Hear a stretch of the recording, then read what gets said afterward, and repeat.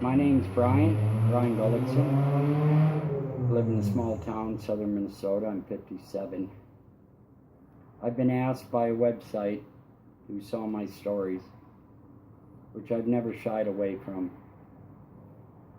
to tell in a video about my visits or some of my visits with the Greys. I don't like to call them aliens because even in all my visits, they never told me where they're from. For all I know, they're from here, a different dimension. I don't know. But I do know they're real. I haven't been alone when I've met them. Sometimes I am, other times I haven't been. I've been with buddies, and they've seen them too. And this is going to be a short video about one of my meetings with them that is a main meeting, the one I recall really well. It wasn't, I think I was dreaming and I woke up in the middle of the night and this happened to me. We were hiking in the mountains. I mean, it was early morning, 10 o'clock, 1975, 20 miles east of Fresno. And we're at a school called Feingold, and it's a school ranch, summer school, and we were there, and Jason come up to me one morning and said, let's go for a hike. So we did. What happened 40 minutes into that hike is one of the major moments of my life, changing the way I look about us, the way I look about everything in the universe, because I know there's a lot we don't know, and I don't know everything about at least the Greys, but I do know that at least with me, they've never been mean. They did some stuff that I'll bring up in other stories that hurt, but all in all, it was for good reasons, and I got no ill will towards them whatsoever. I want to show a couple pictures. This is a picture of where we were right before we went on our hike. This is where at the school we would have dinners and breakfasts and different things. When I was there, out on this deck, there was picnic tables, and we would sit out there and have lunch or dinner or whatever. Me and Jason were here and took off behind the building for our hike. Once we got behind the building, one of the first things we came to was this bridge. This is the bridge that we crossed 20 minutes before our encounter. You go up the trail here, and this part right up here, over this hill, this little mountain here, is where it happened, right up in this area. Here. There's a pasture up there. That's where we heard the damn cow yelling. I did a drawing here. Now, I'm not a very good artist whatsoever. But me and Jason, we were hiking, and I don't know if you can you see there? This is a trail along here.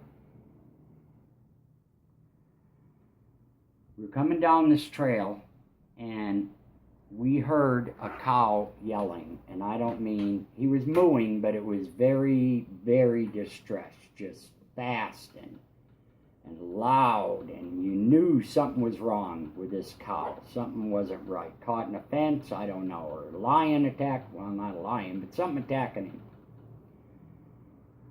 And so we thought, well, we're going to go look.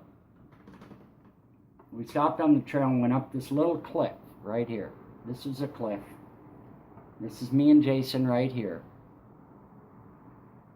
We got up on this cliff and we knelt down and peered over.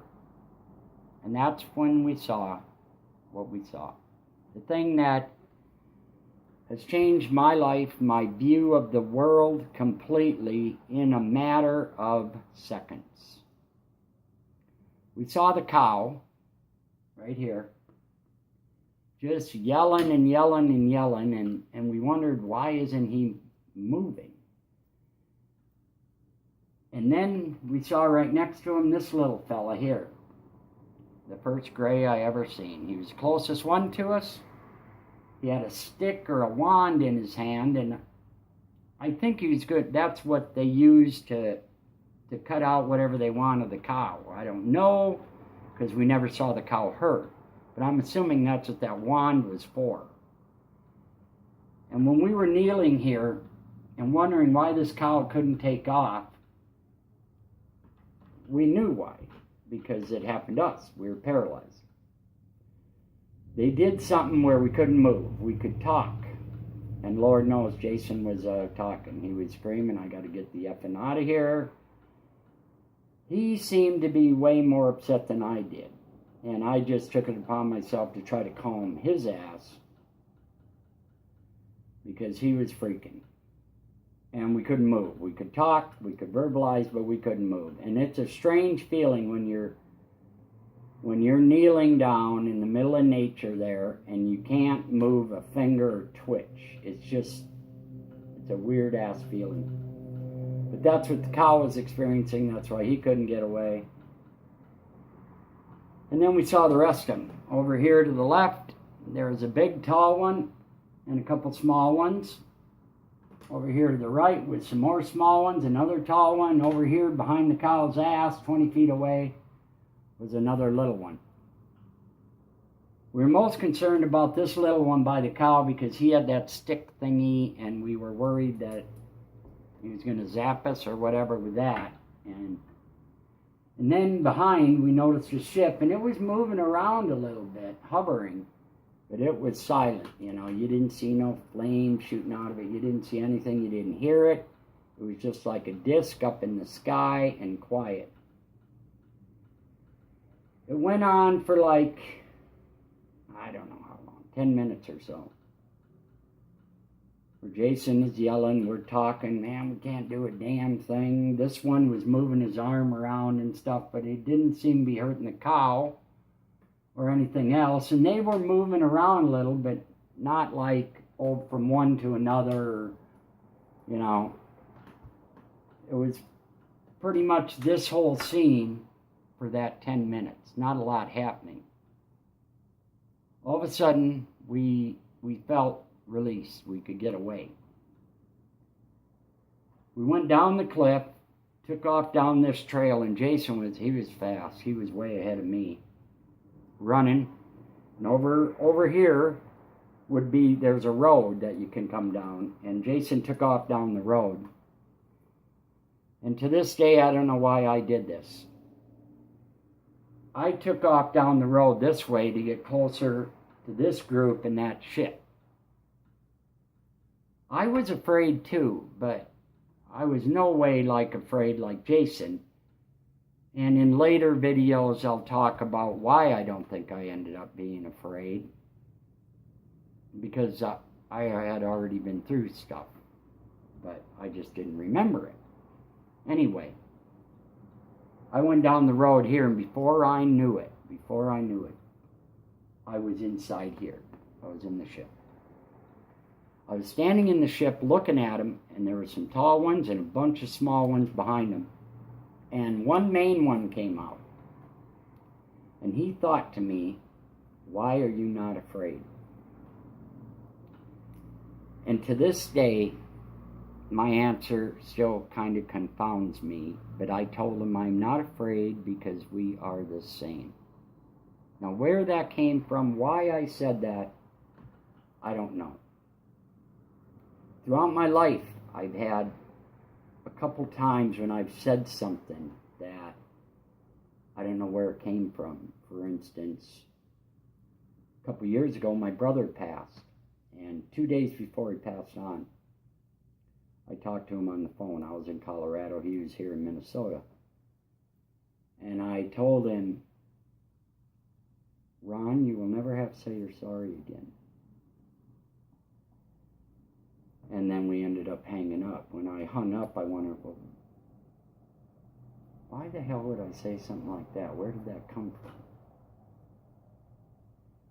And 2 days later, he passed on with a heart attack in bed. So, throughout life, I think we all have things we say.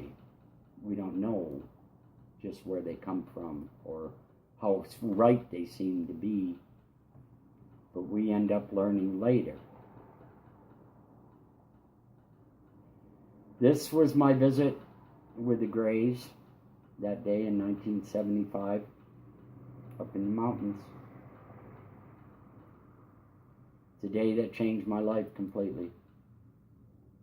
I don't know if they're from another planet. I don't know if they're from the inside of the earth. I don't know if they're from another friggin' dimension. I don't know. I guess I care, but I really don't care. I mean, because they're around, so. And in upcoming videos, I'll talk about stuff they've let me know, how they've helped me, how they've hurt me. I got a scar on my leg right here. Anyway, it's the first video of my visits with the Greys. Have a good day.